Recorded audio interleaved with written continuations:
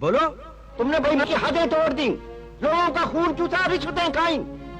तुम समाजवाद और देश के नाम पर एक कलंक को। समाजवाद? हमारे देश में समाजवाद कहाँ है? हमारे देश में तो अवसरवाद है, जात पातवाद है, कुर्सीवाद है। अरे समाजवाद तो तब आएगा जब आप अपने वोट की ताकत महसूस करेंगे। ये जो वोट है ना, ये कागज का टुकड़ा नहीं है कि डब्बे में डाला और चल दिए। ये वोट तुम्हारे परिवार, तुम्हारे देश, उसकी उन्नति की पर्ची है। ये तो दो धारी तलवार है जो दोनों तरफ से काटती है। ठीक जगह पड़े तो देश खुशहाल, और गलत जगह पड़े तो देश का सत्यानाश।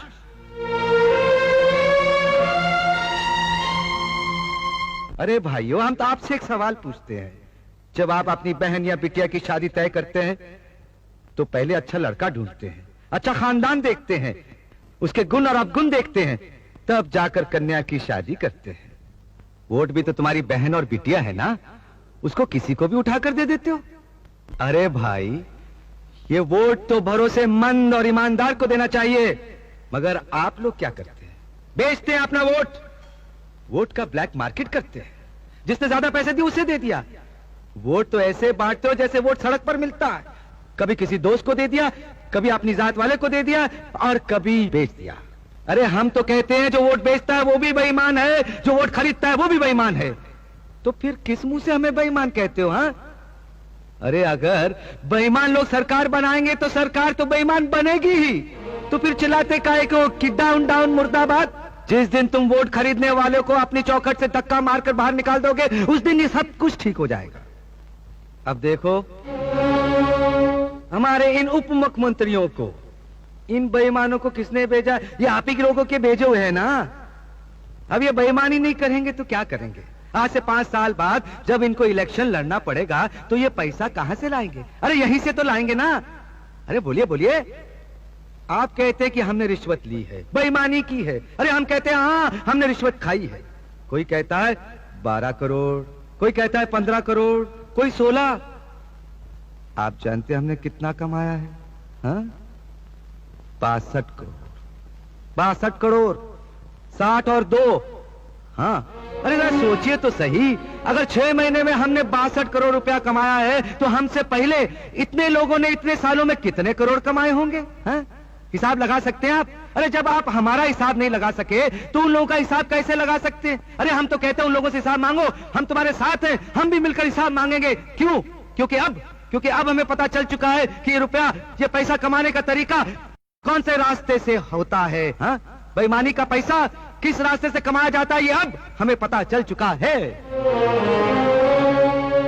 आप लोग कहते हैं कि हम बेईमान हैं। हाँ, आप क्या कहते हैं? आप धर्म के अवतार हैं। आप क्या कहते हैं? आप न्याय के देवता हैं। आप क्या कहते हैं? आप ईमानदारी के पैगंबर हैं।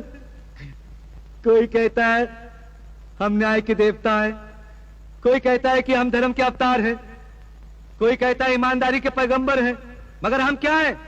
हम बेईमान हैं। हम भी जानते हैं, आप भी जानते हैं, लेकिन ये नहीं बोलेंगे। सुन लिया आप लोगों ने?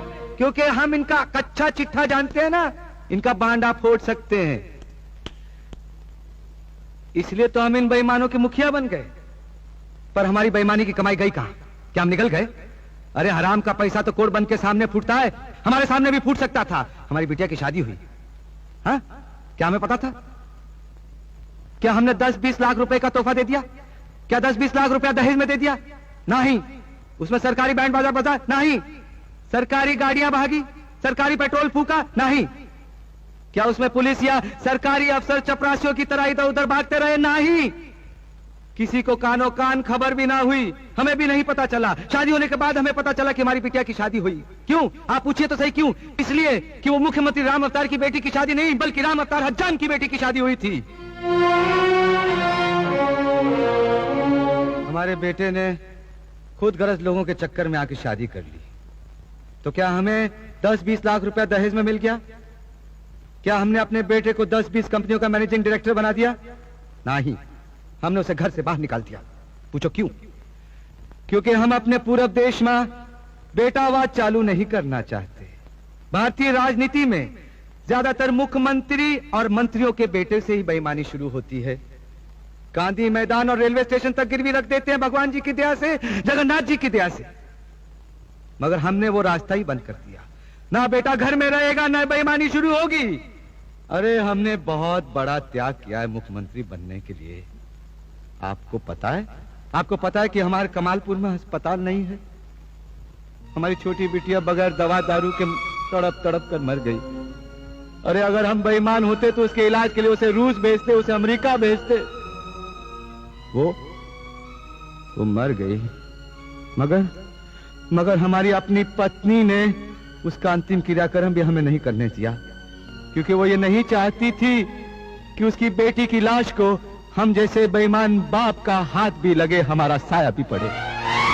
आपने देख लिया कि मुख्यमंत्री बन के हमने क्या क्या खोया है, किस किस से बिछड़ गए हम। वो सामने जो क्रांति का झंडा लिए खड़ी है, चंडी का रूप धारण किए, हमारी पत्नी सुषमा, उससे पूछो कि मुख्यमंत्री बनने के बाद सोना तो एक तरफ रहा कि चांदी का छल्ला भी बना के दिया हमने उसे? नहीं। क्या हमने जमीन खरीदी है? नहीं। क्या कोठियां बनाई है? नहीं। तो फिर वो बेईमानी की दौलत गई कहां गई वो दौलत है?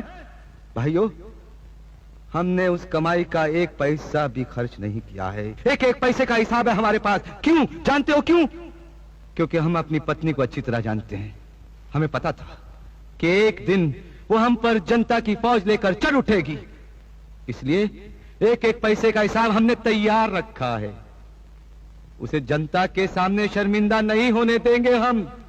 सुषमा, तुम्हें अपना सर नीचे झुकाने की कभी जरूरत नहीं पड़ेगी। उस दिन तुम हमारे मुंह पर अखबार का चित्रा मारकर चलेगी और यह भी नहीं पूछा कि मुख्यमंत्री बनने के बाद आप ऐसा क्यों कर रहे? यह पूछती तो हम इसे बता देते। हाँ, हम बेईमान हैं।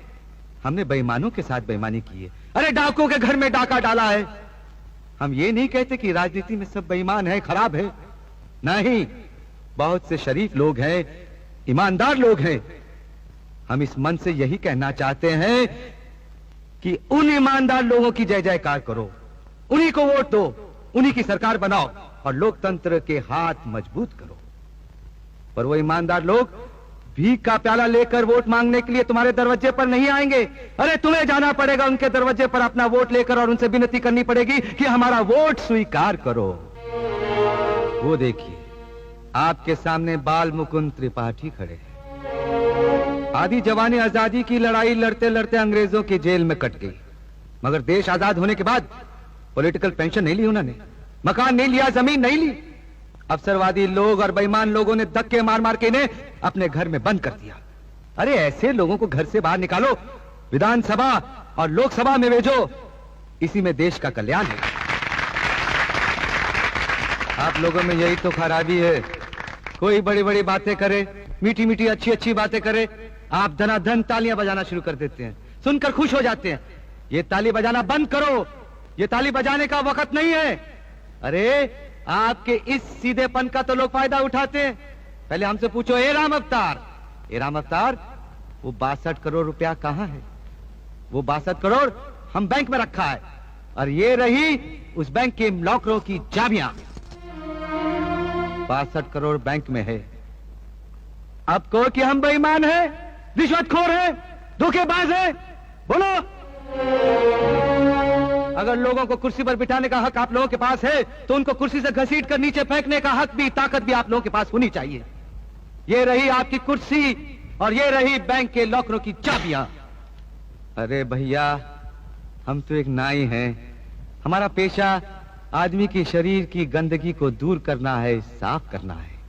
हम अकेले देश की राजनीति की गंदगी को साफ नहीं कर सकते। ये गंदगी, ये मैल आप लोगों को मिलकर दूर करनी होगी। क्रांति कुमार जैसे क्रांतिकारियों को करनी होगी, बाल मुकुंद त्रिपाठी जैसे गांधीवादियों को करनी होगी। भाइयों, आइए आज जनता की खुली अदालत में इन बेईमानों की किस्मत का फैसला भी हो जाना चाहिए।